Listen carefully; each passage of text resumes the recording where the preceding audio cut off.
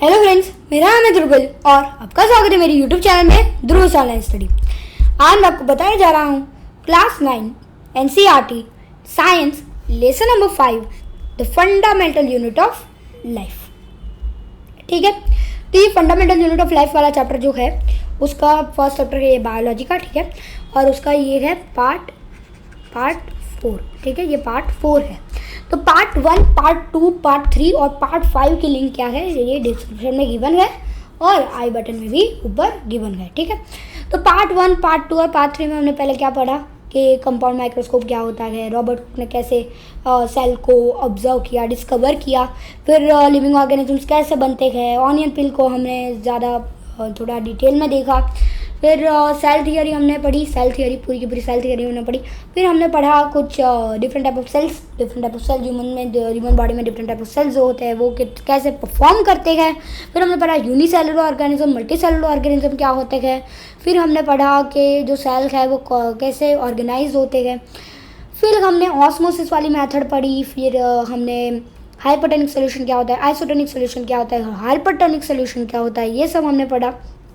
फिर डिफ्यूजन वाला हमने पढ़ा, डिफ्यूजन बहुत इंपॉर्टेंट होता है, ये हमें पढ़ा।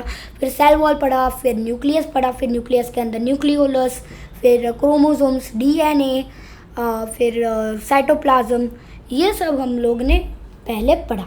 प्रोकैरियोटिक सेल, यूकैरियोटिक सेल, ये सब कुछ हमने पढ़ा पार्ट 1, पार्ट 2 और पार्ट 3 में। अभी पार्ट 4 में हम लोग एंडोप्लाज्मिक रेटिकुलम, सेल ऑर्गेनेलीज और हम लोग क्या पढ़ेंगे, हम लोग पढ़ेंगे प्लांट सेल को प्लस गोल्गी अपैरेटस और लाइसोसोम्स को पढ़ेंगे हम लोग। ठीक है, तो हम लोग स्टार्ट कहाँ से करें, स्टार्ट हम करते हैं यहाँ से, cell organelles. Cell organelles, every cell has a membrane around it to keep its own contents separate from the external environment.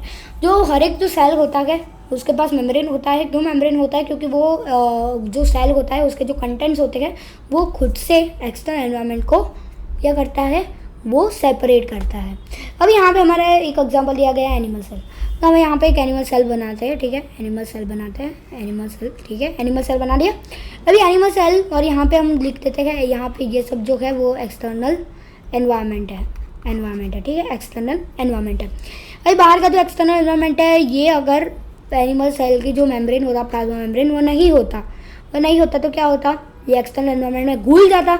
अगर एक्सटर्नल एनवायरनमेंट पे घुल जाता तो फिर ये प्रॉपर फंक्शन नहीं कर पाता। तो क्या होगा, ये जो एनिमल सेल है या फिर प्लांट सेल जो भी होता है, तो वो जो होता है वो खुद उसको सेपरेट करते हैं। सेल मेम्ब्रेन जो होता है वो खुद को सेपरेट करता है। किससे सेपरेट करता है? एक्सटर्नल एनवायरनमेंट से खुद को सेपरेट करता है। ठीक है, यहाँ पता चल गई बात। अभी हम आगे बढ़ते हैं। Large and complex cells including cells from multi cellular organisms need a lot of chemical activities to support their complicated structure and function to keep these activities of different kind of separate। Okay, ठीक है। तो large और complex cell होता है, जो बड़े बड़े cell होते हैं। ठीक है, तो उसमें क्या होता है, जो मल्टी सेलुलर ऑर्गेनिजम्स में ही बड़े बड़े सेल होते हैं। तो उसमें क्या होता है कि जो केमिकल एक्टिविटीज़ होती है जो सपोर्ट करती है कॉम्प्लिकेटेड स्ट्रक्चर को और उसको फंक्शन भी करती है। तो ये सब जो एक्टिविटी है वो डिफरेंट काइंड ऑफ चीज़ों को सेपरेट करती है खुद से। ठीक है, this cell use membrane bound little structures और ऑर्गेनेलीज विद इन देमसेल्फ। तो ये जो और सेल ऑर्गेनेलीज होती है वो कहाँ पे होती है, जो प्लाज्मा मेम्ब्रेन होती है उसके अंदर होती है, जो मेम्ब्रेन होता है उसके अंदर होता है with in themself. This is one of the feature of the eukaryotic cell that distinguish them from prokaryotic cell. तो ये जो होता है प्रोकैरियोटिक सेल और यूकैरियोटिक सेल, तो यूकैरियोटिक सेल में क्या होता है, यूकैरियोटिक सेल में जो सेल ऑर्गेनेलीज होती है उनकी भी मेम्ब्रेन होती है। बट प्रोकैरियोटिक सेल जो होता है, प्रोकैरियोटिक सेल में न्यूक्लियर मेम्ब्रेन ही नहीं होती। तो फिर क्या होगा, तो फिर जो सेल ऑर्गेनेलीज होंगी जिसके पास मेम्ब्रेन हो वो सब अवेलेबल नहीं होगी प्रोकैरियोटिक सेल में। ठीक है, some of this organelles are only visible only with an electron microscope. जो सेल ऑर्गेनेलीज होती है, कुछ सेल ऑर्गेनेलीज वो सिर्फ एक इलेक्ट्रॉन माइक्रोस्कोप से ही देखा जा सकता है। ठीक है, we have talked about the nucleus in a previous section. हमने न्यूक्लियस के बारे में पहले पढ़ा। Some important examples of cell organelles which we will discuss now are endoplasmic reticulum, Golgi apparatus, lysosomes, mitochondria and plastid. जो अभी हम cell organelles के बारे में पढ़ने जा रहे हैं वो एग्जांपल्स हम लोग देख लेते हैं कि क्या क्या हम लोग आगे पढ़ेंगे। अभी endoplasmic reticulum, Golgi apparatus, lysosomes, mitochondria, plastids, ये सब हम लोग क्या पढ़ेंगे, आगे पढ़ेंगे। They are important because they carry out some very crucial functions in cells. वो इम्पॉर्टेंट है क्योंकि ये सब बहुत ही ज़्यादा इंपॉर्टेंट फंक्शन करते हैं सेल्स में। तो पहले से हम लोग स्टार्ट करेंगे। सबसे फर्स्ट नंबर है हमारा एंडोप्लाज्मिक रेटिकुलम। तो एंडोप्लाज्मिक रेटिकुलम क्या होता है? Endoplasmic reticulum is a large, endoplasmic reticulum को ER भी बोला जाता है, ठीक है। कहीं अगर ER लिखा हुआ हो तो आप समझ सकते हो कि वो ER क्या होता है। Endoplasmic reticulum is a large network of membrane bound tubes and sheets. It looks like long tubules or round or oblong bags, vesicles. The ER membrane is similar to in the structure to a plasma membrane. There are two types of ER, rough endoplasmic reticulum जिसको RER भी कहा जाता है और smooth endoplasmic reticulum जिसको SER कहा जाता है, ठीक है। तो एंडोप्लाज्मिक रेटिकुलम क्या होता है? एक बहुत बड़ा नेटवर्क होता है जिसका एक पूरा मेम्ब्रेन होता है और उसकी ट्यूब्स और शीट्स भी होती है, ठीक है। तो वो कैसे लगती है? वो एक टाइप ऑफ ऐसे लगता है। अगर यहाँ पे न्यूक्लियस को ये हमारा पूरा सेल को, ठीक है, तो यहाँ पे न्यूक्लियस हो तो यहाँ पे क्या होता है? हमारा एंडोप्लाज्मिक रेटिकुलम होता है। ये पूरा का पूरा जो पार्ट होता है ना, ये हमारा एंडोप्लाज्मिक रेटिकुलम होता है। ये जो जॉइंट होता है वो हमारा RER होता है और ये जो बाहर वाली साइड का होता है वो हमारा SER होता है। SER मतलब क्या? स्मूथ एंडोप्लाज्मिक रेटिकुलम, और RER मतलब क्या? रफ एंडोप्लाज्मिक रेटिकुलम, ठीक है। तो ये टू टाइप्स ऑफ रेटिकुलम होते हैं, ठीक है। एंडोप्लाज्मिक रेटिकुलम कितने टाइप्स के होते हैं? Two types of reticulums are there, which are first is rough endoplasmic reticulum RER and second is smooth endoplasmic reticulum which is SER. RER looks rough under a microscope because it has particles called ribosomes attached to its surface, ठीक है। जो RER होता है वो rough दिखता है। उसका नाम रफ क्यों बोला गया, ठीक है? क्योंकि वो अपीयरेंस में थोड़ा रफ है, ठीक है। वो रफ है थोड़ा अपीयरेंस में। अगर हम माइक्रोस्कोप से देखें तो क्यों रफ है? क्योंकि उसके पास पार्टिकल्स हैं। उसको क्या बोला जाता है? राइबोसोम्स बोला जाता है। राइबोसोम्स उससे बहुत अटैच्ड होते हैं, ठीक है। The ribosomes which are present in all active cells are the sites of protein manufacture, ठीक है। तो ये जो राइबोसोम्स होते हैं, राइबोसोम्स अटैच्ड होते हैं, ठीक है, जो प्रेजेंट होते हैं ऑल एक्टिव सेल में, मतलब सारे जो एक्टिव सेल्स होते हैं वो सब में राइबोसोम्स ही होते हैं। तो ये जो एंडोप्लाज्मिक रेटिकुलम होता है वो क्या काम करता है? एंडोप्लाज्मिक रेटिकुलम क्या काम करता है? वो एंडोप्लाज्मिक रेटिकुलम प्रोटीन्स बनाने का काम करता है। एंडोप्लाज्मिक रेटिकुलम प्रोटीन्स बनाने का काम करते हैं। किसकी हेल्प लेके? राइबोसोम्स की हेल्प लेके वो प्रोटीन्स बनाने की कोशिश करता है, ठीक है। वो मैन्युफैक्चर करता है प्रोटीन्स को। Manufacture proteins are then sent to various places in the cell depending on need. Using the ER, the SER helps in the manufacture of fat molecules or lipids important for cell function. तभी हमने ये देख लिया कि जो RER है, जो rough endoplasmic reticulum है, वो प्रोटीन्स को मैन्युफैक्चर करता है और वो प्रोटीन्स जहाँ भी ज़रूरी हो वहाँ पे वो प्रोटीन को वेसिकल्स के फॉर्म में भेज देता है। अभी वेसिकल्स क्या होते हैं? वेसिकल्स एक टाइप ऑफ ट्रांसपोर्ट सिस्टम होता है। वेसिकल्स मतलब एक टाइप ऑफ बैग जैसे स्ट्रक्चर होता है। वो एक जगह से दूसरी जगह जा सकता है। जैसे यहाँ पे व्हीकल्स होते हैं, ठीक है, वैसे ही सेल्स में वेसिकल्स होते हैं जिसमें वो ट्रांसपोर्ट कर सकते हैं, ठीक है, बिना कोई साइटोप्लाज्म को टच करे बिना, ठीक है। तो ये कहाँ से होते हैं? ये RER से होता है, ठीक है। Rough endoplasmic reticulum proteins manufacture करता है और SER क्या करता है? स्मूथ एंडोप्लाज्मिक रेटिकुलम क्या करता है कि हमारा मैन्युफैक्चर करता है फैट मॉलिक्यूल्स मतलब जो फैट के जो मॉलिक्यूल्स होते हैं वो हमारा क्या करता है? स्मूथ एंडोप्लाज्मिक रेटिकुलम हमारा करता है फैट मॉलिक्यूल्स। और फैट मॉलिक्यूल्स के साथ क्या करता है? फैट मॉलिक्यूल्स के साथ साथ वो लिपिड्स भी प्रोड्यूस करता है। और जो लिपिड्स है वो बहुत ही ज़्यादा, ये दोनों चीज़ें इंपॉर्टेंट होती है सेल को प्रॉपरली फंक्शन करने के लिए, ठीक है। Some of this proteins and lipids help in building the cell membrane. तो ये सब जो प्रोटीन्स और लिपिड्स होता है ना, कुछ बार क्या होता है कि जो सेल मेम्ब्रेन होता है ये थोड़ा वीक हो जाता है। तो क्या होता है? जो प्रोटीन्स और लिपिड्स जो होते हैं वो जो सेल मेम्ब्रेन होता है उसको बिल्ड करने में, फिर से अच्छे से बनाने में उसको हेल्प करते हैं, ठीक है। ये प्रोसेस को कहा जाता है, ये प्रोसेस को क्या कहा जाता है? ये प्रोसेस को कहा जाता है मेम्ब्रेन बायोजेनेसिस। मेम्ब्रेन बायोजेनेसिस मतलब मेम्ब्रेन को फिर से बनाया जा रहा है। Some other proteins and lipid function as enzymes and hormones, ठीक है।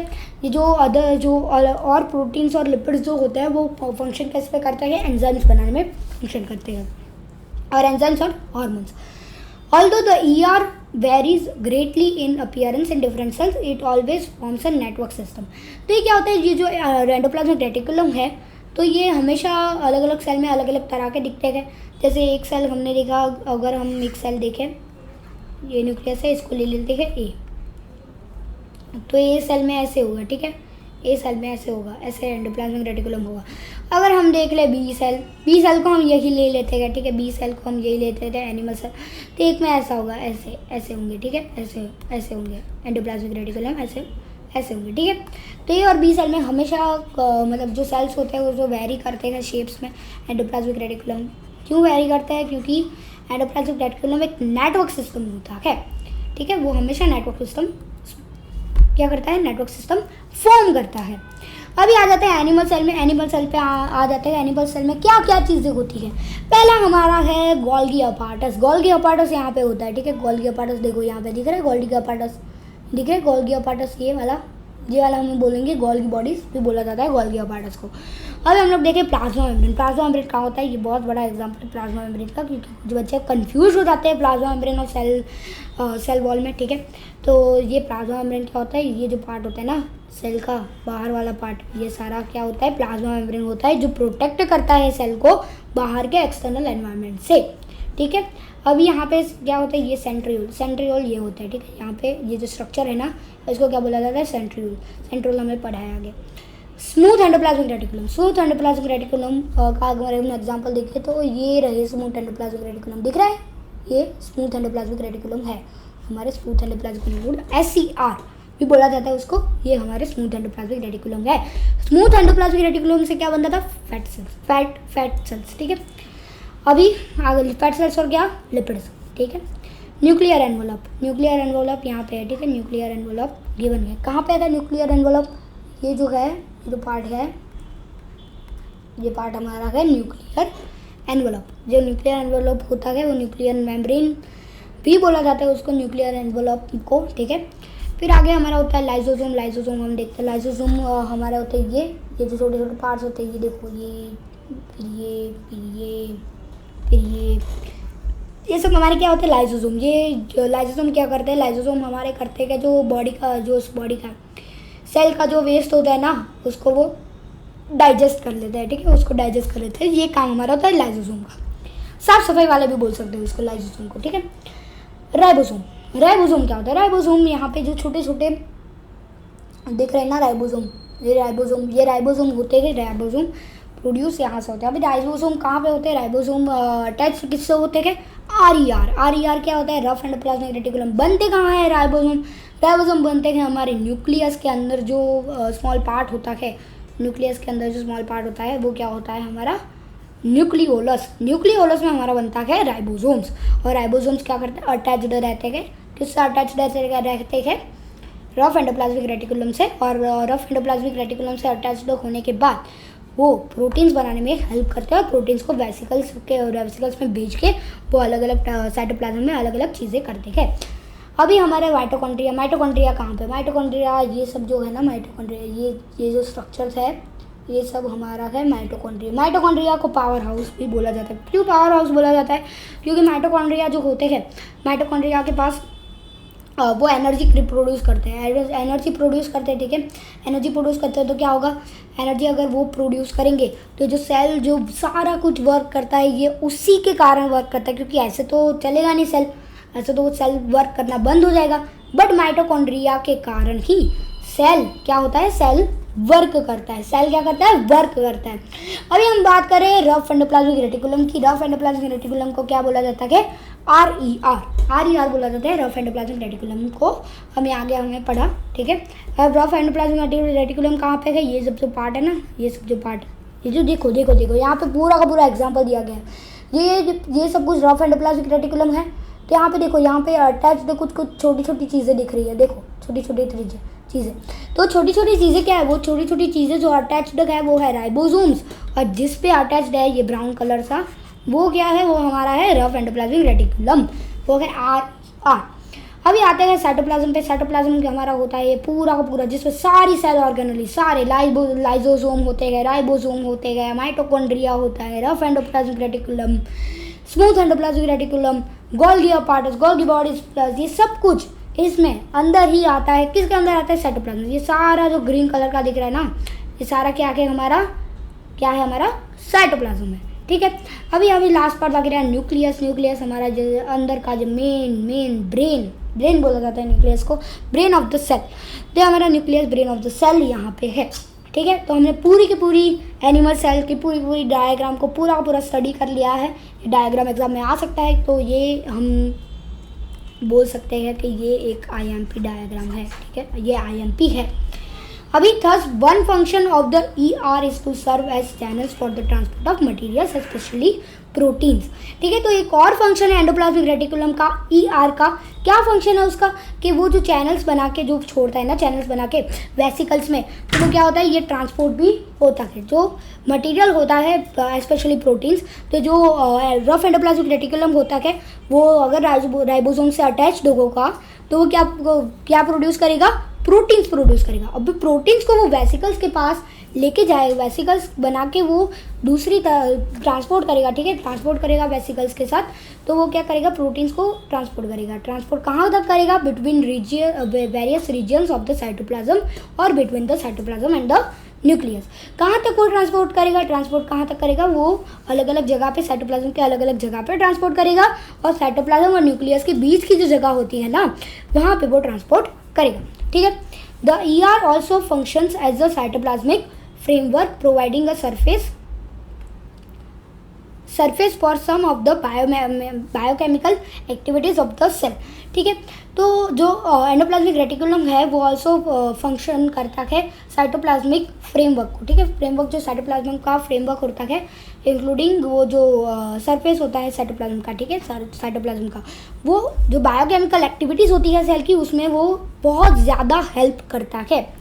In the liver cells of the group of animals, जो लीवर के सेल्स होते हैं एनिमल्स में, ठीक है, लीवर होता है हमारा, ठीक है, लीवर, और उसमें जो सेल्स होते हैं उसको क्या बोला जाता है, वर्टिब्रेट्स। और वर्टिब्रेट्स को हम डीपली पढ़ेंगे किस चैप्टर में, चैप्टर नंबर 7, यहाँ पे लिखा हुआ है C, chapter number 7। SER plays a crucial role in detoxifying many poisons and drugs. तो अभी जो SER है, स्मूथ एंडोप्लाज्मिक रेटिकुलम है, वो बहुत क्रूशियल रोल प्ले करता है ये जो पॉइजन्स और ड्रग्स होते हैं उसमें, ठीक है, क्रूशियल रोल प्ले करता है ये। अभी आते हैं प्लांट सेल को एक और ज़्यादा अच्छे से। हम लोग पहले एनिमल सेल को पढ़ा, अभी हम प्लांट सेल को अच्छे से पढ़ेंगे, ठीक है। प्लांट सेल को पहले प्लांट सेल में है हमारा smooth endoplasmic reticulum. Smooth endoplasmic reticulum यहाँ पे देखो, ये रहा हमारा स्मूथ एंडोप्लाज्मिक रेटिकुलम। यहाँ पे हमारे कुछ राइबोसोम्स दिख रहे हैं, ठीक है, राइबोसोम अटैच दिख रहे हैं। सेम टू सेम चीज़ हमारा एनिमल सेल में भी दिखी और प्लांट सेल में भी दिखी, ठीक है। तो एंडोप्लाज्मिक रेटिकुलम होते हैं ये। फिर लाइसोसोम देखो, लाइसोसोम ये रहे, ठीक है, ये हमारे क्या है, सुसाइड बैग्स हम आगे पढ़ेंगे उसको कि लाइसोसोम होते क्या है, लाइसोसोम को क्यों सुसाइड बैग्स भी बोला जाता है। स्मूथ एंडोप्लाज्मिक रेटिकुलम कहाँ पे है, ये जो दिख रहे हैं ना स्मूथ एंडोप्लाज्मिक रेटिकुलम, ये सब है हमारे स्मूथ एंडोप्लाज्मिक रेटिकुलम। अभी आते हैं क्लोरोप्लास्ट पे। क्लोरोप्लास्ट क्या फंक्शन करता है, क्लोरोफिल बनाता है। क्लोरोफिल से क्या होता है, वो फोटोसिंथेसिस प्रोसेस में हेल्प करता है। फोटोसिंथेसिस प्रोसेस में कैसे हेल्प करता है, फोटोसिंथेसिस प्रोसेस में ये हमको पता है, ठीक है। फोटोसिंथेसिस प्रोसेस में वो खाना बनाने के लिए हेल्प करता है। न्यूक्लियस हमारा है ही है इधर, ठीक है, ये सब कुछ हमारा है न्यूक्लियस। ये हमारा है क्या, न्यूक्लियर मेम्ब्रेन। फिर यहाँ पे गोल्गी अपार्टस पे आते हैं। गोल्गी अपार्टस हमारा ये गोल्गी बॉडीज, ठीक है, वो अभी हम आगे पढ़ेंगे इसके बारे में। गोल्गी बॉडीज ये रही हमारी। फिर हमारे न्यूक्लियर एनवेलप हम बोल सकते हैं न्यूक्लियर मेम्ब्रेन, ये रहा हमारा न्यूक्लियर एनवेलप, ठीक है। फिर यहाँ पे हमारा प्लाज्मा मेम्ब्रेन हम यहाँ पे दिख सकते हैं। ये जो है ना, देखो ध्यान से देखना ये चीज़, इसमें कंफ्यूज हो जाते हैं। प्लाज्मा मेम्ब्रेन होता है ये वाला पार्ट, सिर्फ ये वाला पार्ट, ठीक है, सिर्फ ये वाला पार्ट होता है प्लाज्मा मेम्ब्रेन। अभी देखो एडजस्टमेंट सेल वॉल, जो सेल वॉल होता है, सेल वॉल ये होता है जो आगे का जो पार्ट होता है ना, ये वाला पार्ट हमने ये पढ़ा। ये यहाँ पे ये जो है जो पीछे का पार्ट, आगे का पार्ट होता है वो क्या होता है हमारा प्लाज्मा मेम्ब्रेन, और ये जो यहाँ का पार्ट होता है, एक सेकेंड, ठीक है, तो यहाँ का जो पार्ट होता है ये पार्ट, इसको हम क्या बोलेंगे, इसको हम बोलेंगे सेल वॉल। इसको हम क्या बोलेंगे, इसको हम बोलेंगे सेल वॉल। सेल वॉल होता है ये। अभी सेल वॉल का एडजस्टमेंट देख लेते हैं। सेल वॉल यहाँ से कुछ बार क्या होता है, जो पोर्स नहीं होते सेल वॉल में, ठीक है, तो सेल वॉल को पोर्स बनाने पड़ते हैं। सेल वॉल को पोर्स कैसे बनाएंगे, सेल वॉल देखो यहाँ पे जो एडजस्टमेंट करेगा वो, और यहाँ पे एडजस्टमेंट करके ये जो जहाँ पे बाहर अंदर जाने का रास्ता है यहाँ से बन गया। जो मटेरियल है, कुछ मटेरियल को बाहर जाना है तो बाहर चला जाएगा, यहाँ से कुछ मटेरियल को अंदर आना है तो वो अंदर चला जाएगा, ठीक है, ऐसा ही होता है। अभी हम लोग आगे बढ़ते हैं। आगे हमारा है सेल वॉल। सेल वॉल हमने देखा, ये जो पार्ट है हमारा वो है सेल वॉल। फिर हमारा माइटोकॉन्ड्रिया। माइटोकॉन्ड्रिया पावर हाउस, हमें पता है ये चीज़ें, ये सब है माइटोकॉन्ड्रिया। ये जो है ना, ये हमारा है माइटोकॉन्ड्रिया। राइबोसोम्स। राइबोसोम्स हमारे है ये पार्ट्स, ठीक है, ये पार्ट्स हमारा, ये पार्ट्स जो है हमारे राइबोसोम्स। हमने यहाँ पे ये भी देखा, कनेक्टेड होते हैं, अटैच्ड होते हैं। किससे अटैच्ड होते हैं? RER, रफ एंडोप्लाज्मिक रेटिकुलम, ठीक है। फिर क्लोरोप्लास्ट। क्लोरोप्लास्ट, क्लोरोप्लास्ट यहाँ पे कुछ क्लोरोप्लास्ट है। क्लोरोप्लास्ट से हमारा क्लोरोफिल बनता है। क्लोरोफिल से हमारा क्या बनता है? फोटोसिंथेसिस मैटर में हेल्प करता है हम प्लांट सेल में, ठीक है, तो वो फूड बनाने के लिए सक्षम रहता है। फिर यहाँ पे सेम चीज़ है, एनिमल सेल में सेम चीज़ होती है, साइटोप्लाज्म। ये सारा जो ग्रीन पार्ट दिख रहा है ये सब कुछ हमारा है साइटोप्लाज्म, ठीक है, ये सब कुछ हमारा साइटोप्लाज्म। एक और चीज़ मैं ऐड कर देता हूँ, ये अभी यहाँ पे ये फिगर में दी नहीं गई है, पर ये जो मेन पार्ट है ना, ये जो मेन पार्ट, इसको हम बोलेंगे वैक्यूल। वैक्यूल, ठीक है। वैक्यूल क्या काम करता है? वैक्यूल जो फूड बनाता है ना, वो फूड को जो क्लोरोफिल से मिल के जो फोटोसिंथेसिस प्रोसेस से जो फूड मिलता है ना, वो फूड को स्टोर करने के लिए क्या यूज़ किया जाता है? वैक्यूल्स यूज़ किए जाते हैं, ठीक है। तो वैक्यूल्स यूज़ किए जाते हैं, ये हमें पता चल गया। अभी हम आगे बढ़ते हैं। आगे हमारी जो दूसरी सेल ऑर्गेनली है वो हमें पढ़नी है, वो क्या है? Golgi apparatus. गोल्गी अपार्टस को हम ये भी बोलते हैं, गोल्गी बॉडीज़ भी बोलते हैं, ठीक है, गोल्गी बॉडीज़। अभी जो गोल्गी अपार्टस होता है ना, गोल्गी अपार्टस को पहले किसने बोला था, किसने डिस्कवर किया था गोल्गी अपार्टस को? वो थे हमारे Camillo Golgi. Camillo Golgi sir, ठीक है। कैमिलो गोल्गी सर ने पहली बार जो गोल्गी अपार्टस होता है उसको डिस्कवर किया, ठीक है। Consist of a system of membrane bound vesicles arrange approximately parallel to each other in stacks called systems, ठीक है। जो उसके पास एक सिस्टम होता है जो मेम्ब्रेन का, ठीक है, उसमें वेसिकल्स होते हैं। वेसिकल्स जो अरेंज होते हैं अप्रॉक्सीमेटली पैरेलल, ठीक है, पैरेलल में वो होते हैं, ऐसे होते हैं, ठीक है, पैरेलल, वो एक दूसरे से ऐसे कभी मिलता नहीं है, ऐसा होता है, वो पैरेलल होता है। और उस स्टैक्स होते हैं उसको क्या बोलते हैं? ये जो एक दूसरे के बाद स्टैक्स होते हैं उसको क्या बोलते हैं? सिस्टम्स बोला जाता है गोल्गी अपार्टस में। These membranes often have connection with the membranes of ER and therefore constitute another portion of a complex cellular membrane system.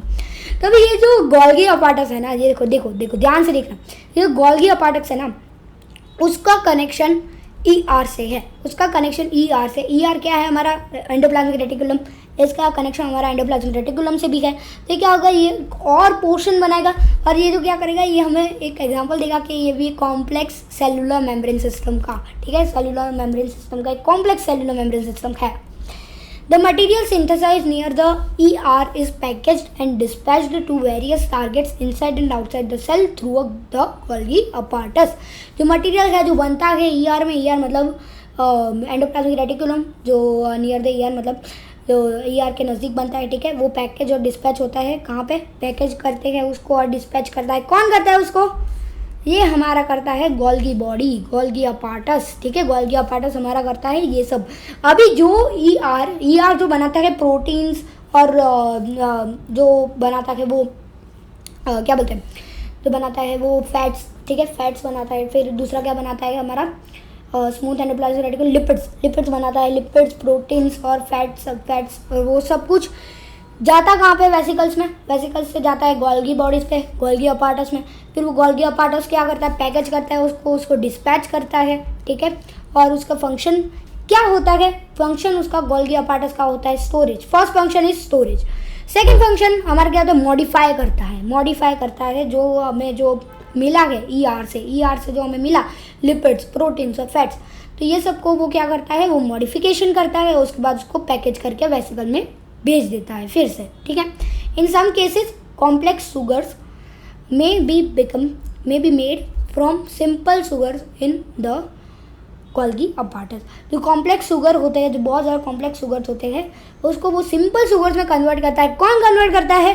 Golgi apparatus उसको कन्वर्ट करता है। The Golgi apparatus is also involve in the formation of lysosomes.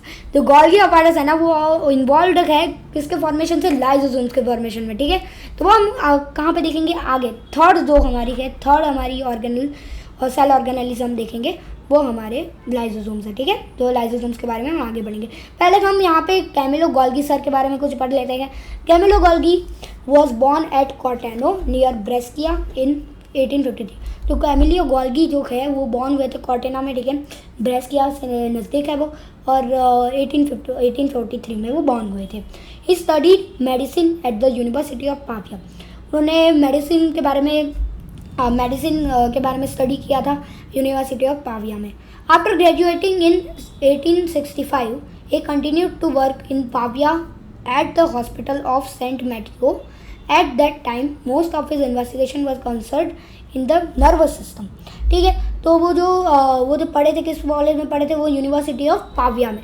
तो जब वो graduate हो गए उसके बाद भी उन्होंने पाविया में वर्क करना जारी रखा, और हॉस्पिटल उनकी पाविया की कौन थी, यूनिवर्सिटी ऑफ पाविया की हॉस्पिटल होती है, ठीक है, हॉस्पिटल थी, और उसका नाम था सेंट मैटियो। तो वो मोस्ट ऑफ द टाइम वो इन्वेस्टिगेशन में लगे होते थे। किसकी इन्वेस्टिगेशन में लगे होते थे?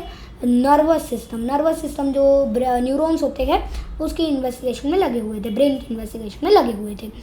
In 1872 he accepted the post of chief medical officer at the hospital of the chronically sick at Abbiategrasso, ठीक है। तो 1872 में क्या हुआ, उन्होंने चीफ मेडिकल ऑफिसर की पोस्ट एक्सेप्ट कर ली हॉस्पिटल में। कौन सी हॉस्पिटल में? सेंट मैटियो हॉस्पिटल में उन्होंने कर दी। For which position? For chronically sick at Abbiategrasso what type of sickness है, ठीक है। He first started his investigation into the nervous system in the little kitchen of this hospital. तो उन्होंने पहले स्टार्ट किया अपनी इन्वेस्टिगेशन, कहाँ से स्टार्ट की? नर्वस सिस्टम से स्टार्ट की। कहाँ से स्टार्ट की? नर्वस सिस्टम पे हम एक किचन से स्टार्ट किए, छोटा सा किचन से स्टार्ट किया, which he had converted into laboratory. अभी फर्स्टली उन्होंने इन्वेस्टिगेशन ही स्टार्ट की थी किचन से, तो फिर उन्होंने सोचा कि अभी तो मैं चीफ मेडिकल ऑफिसर हूँ, अभी मैं उस किचन को एक लेबोरेटरी में कन्वर्ट कर दूँ, क्योंकि वो जो किचन था उनके लिए वो थोड़ा बॉन्ड बन गया था उनसे, ठीक है, which he had converted into laboratory. उन्होंने लेबोरेटरी में उसको कन्वर्ट कर दिया। However the work of greatest importance which Golgi carried out was revolutionary method of staining individual nerve and cell structures. This method is referred to as the black reaction, ठीक है। तो ये जो laboratory में convert करने के बाद जो उनका वर्क था वो बहुत ही बढ़िया था, और गोल्गी ने एक मेथड बनाई थी, मेथड रिवॉल्यूशनरी मेथड थी साइंस में, ठीक है, बायोलॉजी में खास करके। वो स्टेन कर रहा था इंडिविजुअल नर्व और इंडिविजुअल सेल स्ट्रक्चर को, और इस मेथड को क्या कहा जाएगा था? इस मेथड को कहा जाता था the black reaction. This method uses a weak solution of silver nitrate and is particularly valuable in tracing the processes and most delicate ramification of cells. तो ये मेथड थी वो वीक सॉल्यूशन की थी। किसकी वीक सॉल्यूशन? सिल्वर नाइट्रेट की जो week solution होती है, ये कितना वैल्यूएबल होता है, पर्टिकुलरली कितना वैल्यूएबल होता है ट्रेसिंग करने में, जो प्रोसेस होती है उसको ट्रेस करने में, और रेमिफिकेशन को भी, ठीक है, of the cells. All through his life he continued to work on these lines, modifying and improving this technique. ये पूरी की पूरी लाइफ उन्होंने ऐसा ही काम किया, वो जिस लाइन को ही बढ़ावा देते रहे, और उनको ये जो टेक्निक थी उनकी ब्लैक रिएक्शन, उनकी जो मेथड थी उसको वो मॉडिफाई करते रहे। फिर एक दिन क्या हुआ, Golgi receive the highest honours and awards in recognition of his work. Golgi जो थे, कैमिलो गोल्गी साहब, उन्होंने क्या बहुत सारे ऑनर्स जीते, बहुत ही ज़्यादा अवार्ड्स जीते, और उनको अपने काम की बहुत ज़्यादा रिकग्निशन भी मिली, ठीक है। He shared the Nobel prize in 1906 with Santiago Ramon y Cajal for their work on the structure of the nervous system. तो उनको नोबेल प्राइज़ भी मिला था, और 1906 में क्या हुआ, उन्होंने वो नोबेल प्राइज़ को शेयर किया सेंटियागो रामोनी काजल को, ठीक है, उन्होंने उसको उनके साथ शेयर किया। क्यों शेयर किया? क्योंकि जो सेंटियागो थे, ठीक है, उन्होंने उनको बहुत पसंद आया, ठीक है, जो हमारे कैमिलो गोल्गी सर है उनको सेंटियागो का वर्क पसंद आया। कौन से स्ट्रक्चर में, कौन सा वर्क पसंद आया? उनका जो स्ट्रक्चर था नर्वस सिस्टम में वो उनको पसंद आया, तो उन्होंने अपना नोबेल प्राइज़ उनके साथ शेयर तक भी किया, ठीक है। अभी हम लोग पढ़ेंगे थर्ड सेल ऑर्गेनेलिस में, और वो है हमारा लाइजोसोम हम लोग पढ़ेंगे लाइजोसोम, ठीक है। Structurally lysosomes are membrane bound cells filled up with digestive enzyme.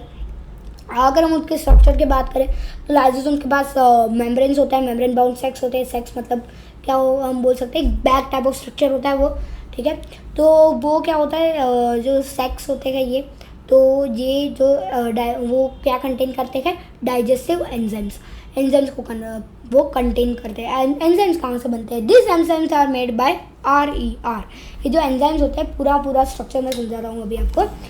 ये क्या होता है? RER, rough endoplasmic reticulum. जो RER जो होता है वो कहाँ जाता है? अभी यहाँ पे ये RER मैंने कर दिया, ये RER, यहाँ पे न्यूक्लियस, ये RER यहाँ पे एक गोल्गी बॉडी है, ठीक है। RER को यहाँ पे जो राइबोसोम है वो अटैच्ड है, और राइबोसोम अटैच्ड है तो क्या होगा? ये राइबोसोम्स बनाएंगे प्रोटीन्स बना के ये वेसिकल्स में ऐसे छोटे छोटे बॉल्स करके यहाँ पे भेजेंगे, ठीक है। यहाँ पे भेजने के बाद क्या होगा? यहाँ पे इनको आने के बाद ये स्टोर करेगा, फिर उसको क्या करेगा? ये उसको डिस्पैच करेगा, फिर उसको मॉडिफाई करेगा, और वो सब करके क्या होगा? ये कुछ ऐसे करेंगे, लाइसोसोम में वो बना देंगे, लाइसोसोम बना देंगे, ठीक है, प्रोटीन को, ठीक है। लाइसोसोम्स उसको बना देंगे। तो जो लाइसोसोम्स होता है ना, वो kind of waste disposal system होता है, ठीक है। वो lysosomes are the kind of waste disposal system of the cell. तो लाइसोसोम जो होता है वो वेस्ट डिस्पोजल सिस्टम क्यों कहा जाता है उसको? क्योंकि वो जो उनके जो एंजाइम्स होते हैं, एंजाइम्स कहाँ प्रोड्यूस होते हैं? RER में प्रोड्यूस होते हैं, ठीक है। तो जो एंजाइम्स होते हैं वो उनके पास इतनी शक्ति होती है कि वो सारे जो सेल गंदगी होती है सेल की, क्योंकि सेल को कोई साफ़ नहीं करता, ठीक है, सेल को कोई साफ़ नहीं करता। तो सेल को साफ़ कौन करते हैं? लाइसोसोम करते हैं। सारी चीज़ें जो साफ गंदी चीज़ें फैलाई होती है सेल्स में, वो का वर्क करते करते तो सारी चीज़ों को साफ करने का काम किसको सौंपा जाता है? लाइसोसोम को सौंपा जाता है। कौन सौंपता है इसको? गोल्गी बॉडी, ठीक है। This help to keep the cell clean by digesting any foreign material as well as worn out cell organelles। तो क्या होता है? ये जो लाइसोसोम्स होते हैं वो क्या करते हैं? ये सेल को हेल्प करते हैं क्लीन करने में, ठीक है। सेल ज़्यादा क्लीन रहेगा, अच्छे से वर्क करेगा, ठीक है। ये सब चीज़ें होगी, ठीक है। वो सभी चीज़ों को डाइजेस्ट कर सकता है, सभी चीज़ों को डाइजेस्ट क्यों डाइजेस्ट कर सकता है? क्योंकि उसके पास पर्टिकुलर डाइजेस्टिव एंजाइम्स है, तो डाइजेस्ट कर सकता है। और डाइजेस्ट को क्या करेगा? ये डाइजेस्ट क्या क्या चीज़ें करेगा? फॉरेन मटेरियल्स करेगा। फॉरेन मटेरियल्स की बात करें हम, फॉरेन मटेरियल को, जो फॉरेन मटेरियल्स है मतलब जो बाहर के आए हुए जो मटेरियल्स है जो सेल के अंदर आए हैं, ठीक है, बाहर के जो मटेरियल्स है वो सेल के अंदर आए हैं, उसको हम क्या कहेंगे? उसको हम कहेंगे फॉरेन मटेरियल्स, ठीक है। और जो बॉर्न आउट सेल होते हैं, बॉर्न आउट सेल ऑर्गेनेल्स मतलब जो सेल ऑर्गेनेल्स जो खराब हो चुकी है, जो पुरानी हो चुकी है, जो सेल ऑर्गेनेल्स कोई काम की नहीं रही, वो सेल ऑर्गेनेल्स को वो खा जाते हैं मतलब वो डाइजेस्ट कर लेते हैं एंजाइम्स, तो वो डाइजेस्ट हो भी जाता है, ठीक है। और foreign materials entering the cell such as bacteria और food as well as old organelles end up in the lysosomes. तो क्या होते हैं? फॉरेन मटेरियल्स जो होते हैं, बाहर के जो मटेरियल होते हैं सेल के अंदर एंटर करते हैं, उसके बाद जो बैक्टीरिया और फूड होता है, बैक्टीरिया जो होते हैं, फिर फूड आता है बाहर से, तो ये सब कुछ। और प्लस जो ओल्ड ऑर्गेनेल्स होते हैं, बहुत पुरानी ऑर्गेनेल्स होती है, हो जाती है, बहुत वर्क नहीं करती, तो वो क्या होता है? लाइसोसोम उसको खा जाते हैं, ठीक है, वो डाइजेस्ट कर लेते हैं lysosome which break complex substances into simpler substances. जो कॉम्प्लेक्स सब्सटेंसेस होते हैं ना, उसको वो सिंपलर सब्सटेंसेस में कन्वर्ट करता है। Lysosomes are able to do this because they contain powerful digestive enzymes capable of breaking down all organic material. ये लाइसोसोम कर कैसे पाते हैं? ये लाइसोसोम कैसे सारी चीज़ों को एक डाइजेस्ट कर लेते हैं? क्योंकि उनके पास एक पावरफुल डाइजेस्टिव, शक्तिशाली वो डाइजेस्टिव एंजाइम होता है, ठीक है, जो कैपेबल होता है सारे ऑर्गेनिक मटेरियल को खाने के लिए, ठीक है, डाइजेस्ट करने के लिए, उसको अलग अलग पार्ट में ब्रेक डाउन करने के लिए, ऐसे भी बोल सकते हैं हम। During the disturbance in cellular metabolism, for example when the cell gets damaged, lysosomes may burst and the enzymes digest their own cell. Therefore, lysosomes are also known as the suicide bags of the cell. तो देखो अभी ध्यान रखना, ठीक है, जब disturbance होता है सेलुलर मेटाबॉलिज्म में, जब सेल में कोई डैमेज होता है या फिर ऐसा कुछ होता है, तो हमारा लाइसोसोम क्या करता है? लाइसोसोम उसको पता चल जाता है कि कुछ गड़बड़ हो रही है, ठीक है, कुछ तो गड़बड़ है, ठीक है, तो वो क्या करेगा? वो एंजाइम्स को बहुत ज़्यादा प्रोड्यूस करने लगेगा, और एंजाइम्स को प्रोड्यूस करने लगेगा तो क्या होगा? वो बस्ट हो जाएगा, पूरा का पूरा लाइसोसोम फूट जाएगा, तो क्या होगा? वो डेंजरस जो एंजाइम है, पावरफुल एंजाइम, वो पूरे के पूरे सेल को ही डाइजेस्ट कर लेगा। और इसी कारण लाइसोसोम्स को एक टर्म दिया गया है, पर्टिकुलर टर्म दिया गया है, जिसको बोलते हैं सुसाइड बैग्स। वो कभी भी फूट सकते हैं जब सेल को कोई भी डैमेज पहुंच सके। तो पहले ही क्या करते हैं, जो हमारा न्यूक्लियस होता है, जब भी उस न्यूक्लियस को पता चलता है कि सेल में कुछ गड़बड़ है, तो फिर वो लाइसोसोम को बाहर निकाल देते हैं। पर लाइसोसोम कुछ बच जाते हैं ना, तो वो लाइसोसोम को पता चल जाता है कि गड़बड़ है, तो फिर वो फूट जाते हैं और पूरा सेल डेड हो जाता है, पूरा सेल मर जाता है। ठीक है, तो ये हमारा था पार्ट 4 हम यहाँ पे ही ख़त्म करते हैं। ठीक है, पार्ट 1, पार्ट 2, पार्ट 3 और पार्ट 5 की डिस्क्रिप्शन में भी है, यहाँ पे नीचे डिस्क्रिप्शन में है और ऊपर आई बटन में भी गिवन है। तो पार्ट 5 में हम लोग क्या पढ़ेंगे? पार्ट 5 में पढ़ेंगे हम माइटोकॉन्ड्रिया, प्लास्टिड्स, फिर वैक्यूल, सेल डिविजन और सेल डिविजन में माइटोसिस प्रोसेस और मायोसिस प्रोसेस। ठीक है, तो ये सब हम लोग करेंगे पार्ट 5 में। पार्ट 4 यहाँ पे ख़त्म होता है। तब तक के लिए thank you for watching. Please like and subscribe the channel and press the bell icon.